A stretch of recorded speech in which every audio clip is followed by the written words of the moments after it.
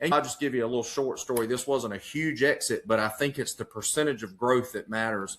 Is 3 years ago, I had a consulting client that was in the plumbing space. We worked with them for a year. We doubled the size of their company. They were only doing like 350,000. We doubled to 700,000 in 12 months. And then I actually offered to buy half of the company, to which they agreed. Instead of paying me as a consultant, I bought in as a partner. Welcome to Leading and Growing Your Real Estate Business. I'm James Short, and this show dives into the real stories behind the agents and the leaders shaping our industry. No polished highlight reels, just honest conversations about what's working, what's not, and how they're building businesses that actually grow. Each episode, I sit down with someone in the trenches, top performers, rising leaders, business owners who've cracked the code and others still figuring it out. We unpack the wins, the failures, the habits, and the lessons you can put to work straight away. Before we dive in, can I ask a favor? And please subscribe or follow on the platform you're listening or watching this. The more we grow, the bigger impact we can have together. And thank you. Let's get started. Welcome back to another edition. We are super excited for our next guest today, all the way from the US of A, Mickey Lyles. Oh, what an absolute legend, a serial entrepreneur and business builder. Mickey started his first company at 23 and has since led large teams across multiple locations and industries. These days, as the founder and CEO of Immeasure Growth Partners, he works with business owners on the unglamorous stuff that actually scales businesses, which is clear roles, leadership standards, accountability, and execution. Man, to my own heart, I look forward to jumping down the rabbit holes around this. Mickey's known for a direct style and core message. No one's coming, so stop waiting and start building. Mickey, honor and a privilege to have you on the show. Mate, welcome. Oh, thank you, James. It's my pleasure to be here. I look forward to having some fun with you and your audience today. Oh, can't wait. So share us with that backstory of how you got to that, where you are in relations to now and your own personal journey and why you've created and started and founded the Immeasure Group. Yeah, for sure. Early entrepreneur, first 10 years of entrepreneurship. I'll skip through that pretty fast. I was really a business owner that owned a job, but like to tell everybody I owned a business. And I think most entrepreneurs have been there. And then you fast forward a little bit later in 2009. Unfortunately, I found my dad deceased in his house at 58 years old. And at that time, for those, look, you tell me if it was a worldly thing, but I know in the U.S. in 2008, 2009, we went through a pretty bad recession. And so I had closed some businesses and went back into the workforce, but I always had that entrepreneurial spirit still buried within me. And that's where I realized no one was coming, when I realized my dad was worth $17,000 to his name. So it was like 58 years of life.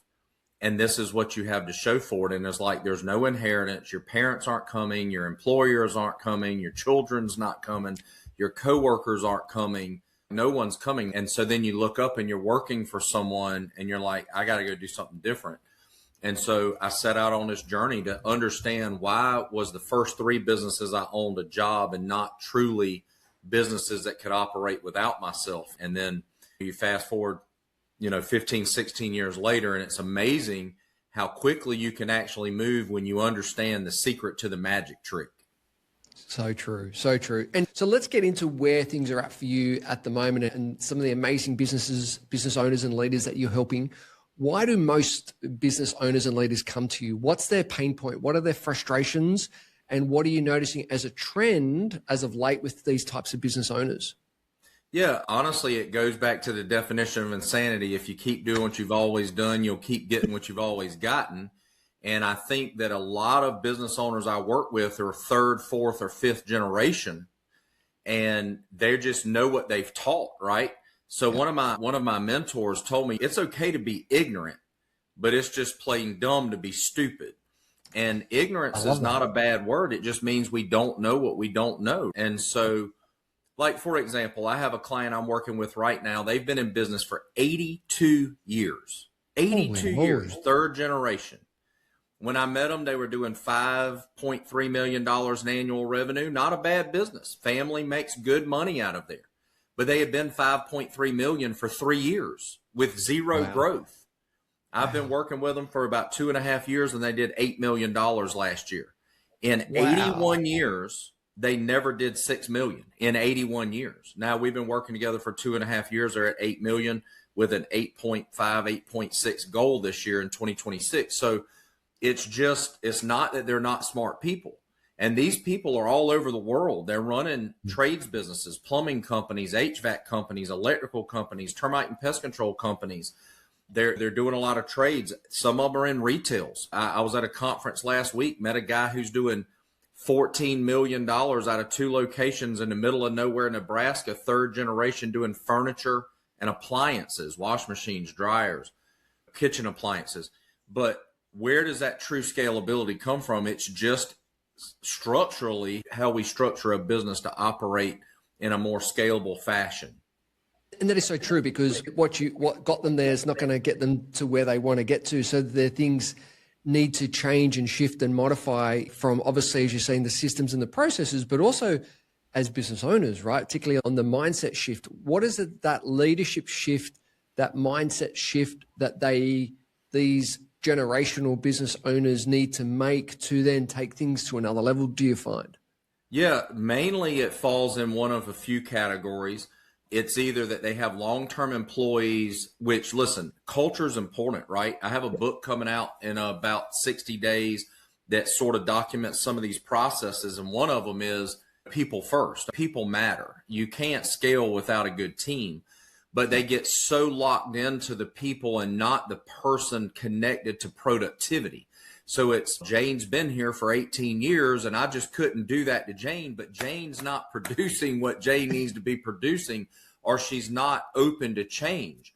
I see this all the time. I still see in 2026, believe it or not, companies that are handwriting tickets, companies that are handwriting communication within the company. They're not using any of the technology that's available to them.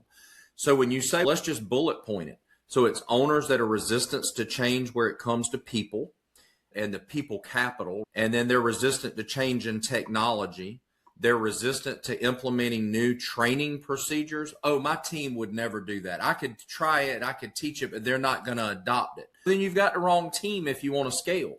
Now, if you want to stay at $5 million, then keep doing what you're doing. It provides a nice life for you. There's nothing wrong with that. But if you want to move to 10 or 15 million, we're going to have to do some things a little different.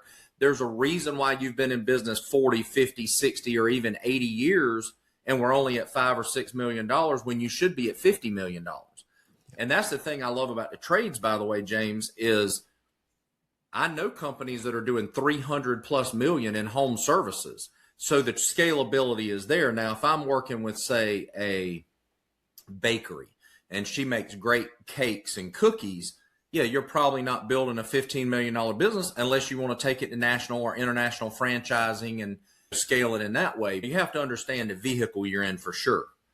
So true, so true. So what would you then, if the owners have resistance to change, how do you make those small changes so they can see the vision and they can get on board with that process? Because it would be a hard slog, I would imagine, things being so ingrained on such a subconscious level.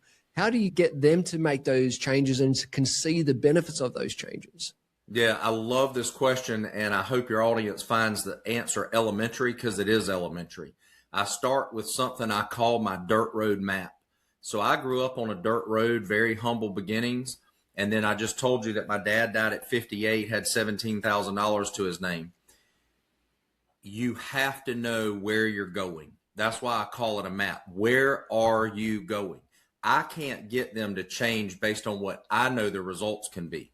They have to decide what it is they're trying to do. So I get them to change by starting out working with them on a personal level.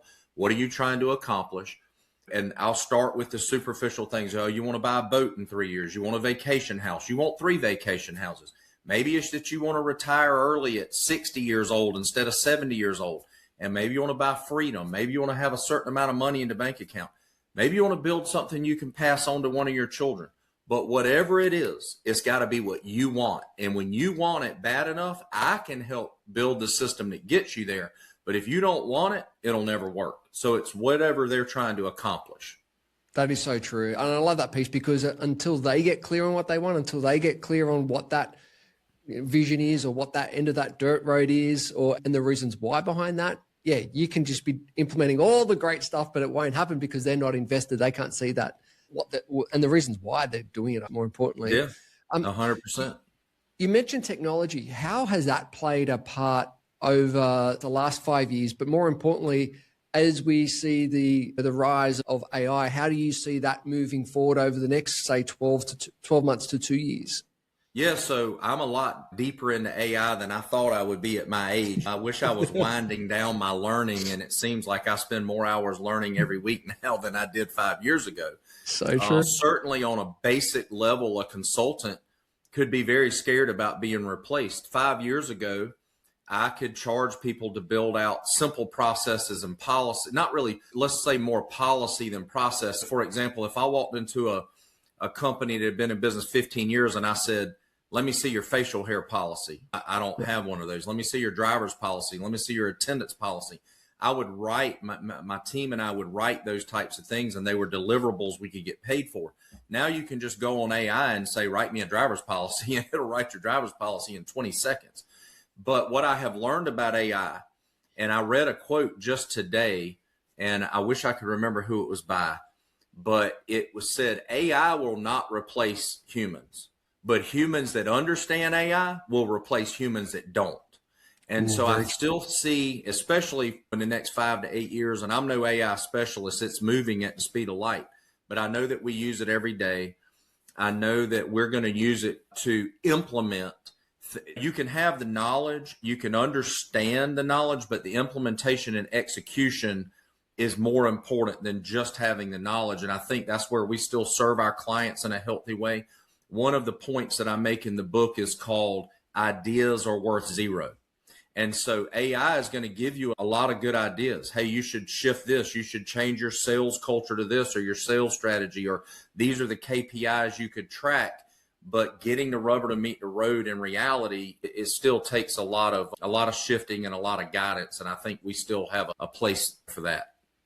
That is so true. I've a saying, knowing and not doing is like not knowing at all. There's a lot of people that, as you said, like a lot of ideas, but it's what's the implementation and actually, as you said, the rubber hit the road component to those ideas.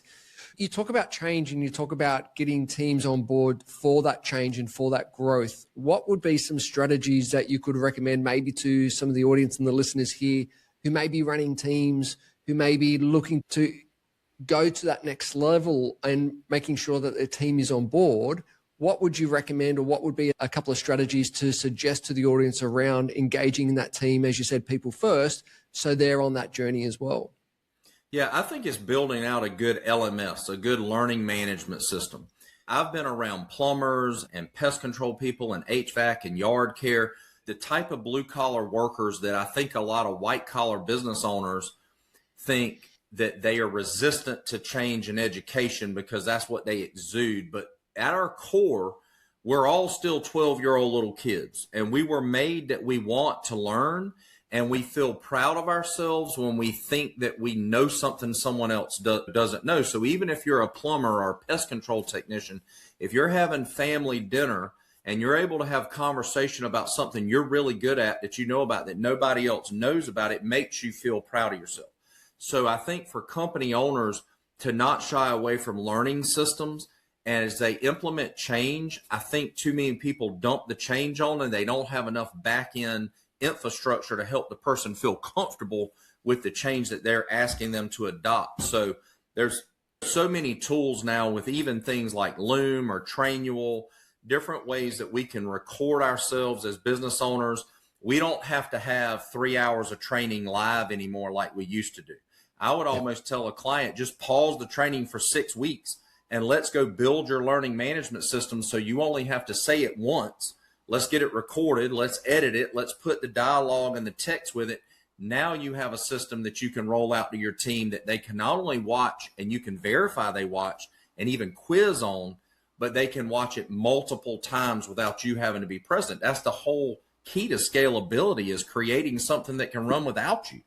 Yeah, so true. And I think, as you said, that LMS process and that system, it allows them to build their confidence, doesn't it, in what they might need to learn, what they might need to, it's like anything, majority of people resist change. But if we can provide, as you said, a platform to guide them and help them with that change, it just makes things so much easier and a lot more efficient.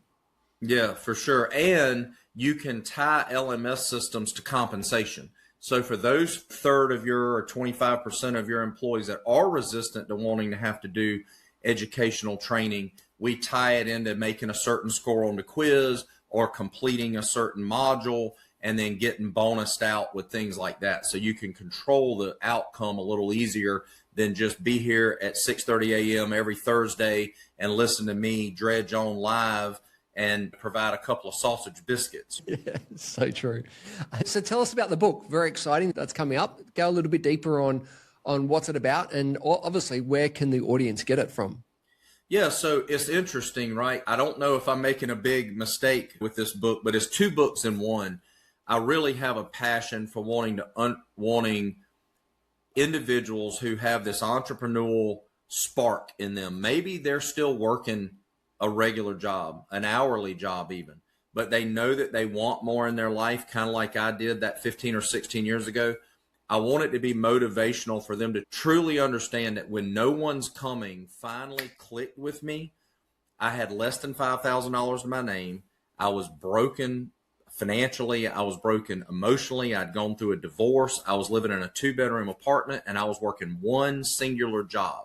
No side hustles, no DoorDash, no pizza delivery, one singular job. And when I flipped that switch, it took 10 years and I was a multimillionaire. So if I can do it, they can do it. So the book is part motivational. And then the other part is let's mix in some business strategies. So how do we go from what did I learn in life, and then how did I convert that to one of my 9 dirt road solutions to building the business of your dreams, right? So it's a little bit of a personal motivation and then a little bit of business strategy, and it melds it together. So we'll see how it comes out. They can go to mickeylyles.com and register for pre-launch. It probably will be out like first week of May, but I'll make sure you guys have the links that you can guide them to that. Definitely. We'll put all that information in the show notes. Fantastic. Generations. So obviously we've got the different generations. What have you noticed with those generational businesses on how they've shaped and changed working with the different generations, from the baby boomers to the Gen X's to the Gen Ys and so forth? What have you noticed, for example, and then how do you help those businesses guide through that? Because there are different, I guess, expectations, different behaviors, different personalities as they come through the different generations. Yeah, no, it's a great question, and you're spot on. It's a huge difference, right? And of course, everything I'm about to say does not apply in totality to every generation. You always have outliers, but generally speaking, your baby boomers, which now are being called, like, we have the silver tsunami coming, which is a lot of these folks looking to exit. And I read an article a few weeks ago, some trillions of dollars of businesses will go to market in the next 6 to 10 years as the baby boomers continue to exit their businesses, and private equity is paying so many multiples and things depending on the different industries. But overall, the baby boomers are pretty resistant to change. They've done the hard work. They're tired. They're 60, 65, 67 years old. They're still, and I was just at a conference with over 3,000 business owners in the appliance, mattress store, and furniture space. And many of them are in that age bracket. And as I was talking about some of these new age things, you could just see me lose them, which is unfortunate from a sales platform. But totally. They're really resistant to change, and they just don't want to make the effort to learn about AI. They're already sick of hearing the term AI. Wow. Then I'll go to the other end of the spectrum. You know, these Gen Z and even these late millennials, all they know is speed, 100 miles an hour because of social media. And they don't have the patience they need. They don't understand that most of these businesses are built over a 20-year period. You very rarely take this startup and then have it scaled within 2 or 3 years, but they're so addicted to watching Alex Hormozi or Grant Cardone or Gary Vee, and even Grant Cardone, though. I was listening to Grant Cardone 20 years ago when he was still putting out self-published YouTube videos before he was anywhere near what he is now. Totally. Even those guys, it takes 20 years to get to what these young folks know today and what they see. So trying to get them to slow down and understand that some of this Gen Xers philosophies can still work in today's world. I almost think they're underhuman capitalized. I actually just showed my wife this morning a slide from a conference out in Colorado a friend of mine's at this last few days, and he's been sending me some of the pictures of slides. And there was a slide, and the slide said, the company power of one, and then it had about 10 different AI sources of, you use this AI to write your content, and this AI to do your HR, and this AI to do this. And basically the slide was saying that you don't need all these people. You can run your own company and automate everything. And to that, I just say good luck, because people still do business with people, and you still need people to check links and make sure that these automations don't get broken and that your sales funnels are still happening the way they're supposed to. And so I'd like to slow them down. But the Gen Xers like me, the 45, 50, 55-year-olds, I see them very split. Some of them are still stuck in what their parents taught them, which were the baby boomers, and they run slow and they're resistant to change. The other half are like me, where they are paddling their little duck feet under the water as hard as they can, trying to keep up and scale and grab a hold of some of this exit money from private equity. And I'll just give you a little short story. This wasn't a huge exit, but I think it's the percentage of growth that matters. Is 3 years ago, I had a consulting client that was in the plumbing space. We worked with them for a year. We doubled the size of their company. They were only doing like 350,000. We doubled to 700,000 in 12 months. And then I actually offered to buy half of the company, to which they agreed. Instead of paying me as a consultant, I bought in as a partner. We scaled it to 2 million in 18 months. And then I sold my half. Now they're still involved and they have a new partner. But to me, I just did it to prove that the scalability's there, the exit's there. You could take it to 2 million, you could take it to 20 million, or you could take it to 200 million. It all depends on what your map says you want to do. Love it. Love it. So true. Mickey, couple of questions. We've got our 60-second quiz to find out a little bit more about our guests. Are you willing to play? Yeah, let's go. Cool. Favorite movie? Shawshank Redemption. Love it. Favorite food? Pizza. Favorite holiday destination? Is the Western Caribbean. Oof, beautiful. Do you have a morning routine? I do. I wake up, I do a devotional, a faith-based devotional. I do about 5 to 10 minutes of motivational talk and videos from people that can get me inspired. And then it's try to get in the shower as quick as possible, because I can't truly get woken up until I've had my shower, and then I'm off and running. Nice. And what about an evening routine? My evening routine is a little slower. I have one daughter home from college. She's in a transition year before she goes to dental school, and I still have a 17-year-old that lives in the house with me. I take a couple hours in the evening to decompress and spend time with family, a little less rigorous than some of these CEOs that are out there doing cold plunges and running 14 miles in the evening. Maybe that's in my future, but right now I'm still trying to parent a little bit. Nice, nice. Do you have a biggest regret? Yes, you can read about it in my book, and it led to my divorce, and it will forever be my biggest regret. Got it. Do you have a most embarrassing moment? Oh, I try to go like the third or fourth on the list. My biggest embarrassing moment's pretty embarrassing, but I'll just say it involved not being able to make it to the restroom in time in a public place. If you were to have dinner with 5 people, they could be dead or alive, who would they be? Yeah, so I'd like to have dinner with my dad again, because obviously I didn't know I was going to lose him. I would like to have dinner with Dave Ramsey, because he saved my life, and if it wasn't for his financial principles, I would have never been able to create the margin to start the first business, to do this whole thing. And I still believe that I don't know about dinner, but I still believe that I'll meet him one day and be able to shake his hand and thank him. I would like to have dinner with Jesus and understand a lot about all of that, but I'm definitely a man of faith where that's concerned. Let's see, 4 and 5. It's tough because I'm so used to thinking in business terms, and now I'm like, there's a lot more to life than just business for sure. But just keeping it in the business realm, I think that I would like to have dinner, believe it or not, with Donald Trump. I feel like half the world hates him and half the world loves him. But before he was the president, he was a pretty brilliant business guy and got a lot done. And then lastly, I think it would be somebody like Jesse Jackson, who just died, actually, to try to understand the other side of the way that I grew up in the Deep South and just understand people better and what the reality of that racial division was like. Yeah, fantastic. And what would be your best piece of advice? Is no one's coming, and stop waiting and start building. The life you want is on the other side of the decisions that you make today. Fantastic. And where can the audience go and find out more and follow your journey? Yeah, for sure. So for me personally, I'm at mickeylyles.com. Pretty simple. They can book me for speaking or podcast engagements. Also, we'll have a link on there about the upcoming book where they can put in a pre-order. And listen, I'm not trying to make money on the book. I'm trying to inspire. So it'll be one of those things where they just pay for shipping and we'll send them one. But if they are interested in looking at how we can help them scale their business and impact it in a positive way, then it would be immesura.com, IMMEASURA.com. Fantastic. And we'll put all those details in the show notes. Mickey, really appreciate your time, energy, and expertise. And thank you for coming on the show.